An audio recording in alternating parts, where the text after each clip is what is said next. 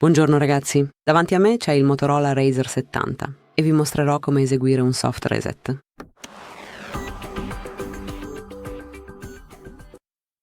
Quindi, se il vostro telefono si è bloccato per un motivo sconosciuto e non avete idea di cosa fare, eseguite un soft reset. Basta premere il pulsante di accensione insieme al volume, al pulsante di aumento volume. Premete e tenete premuto.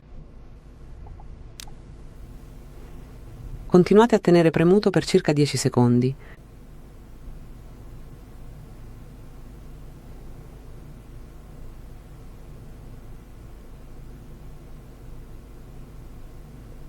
E ora, non appena vedete il logo Razer, potete togliere entrambe le dita e attendere che il telefono si riavvii.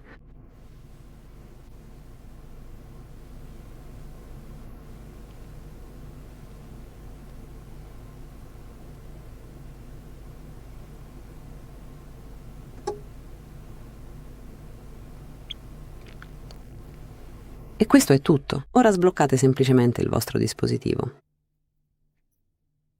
Poi sbloccatelo e usatelo fluidamente. Grazie per la visione. Iscrivetevi al nostro canale e lasciate un pollice in su.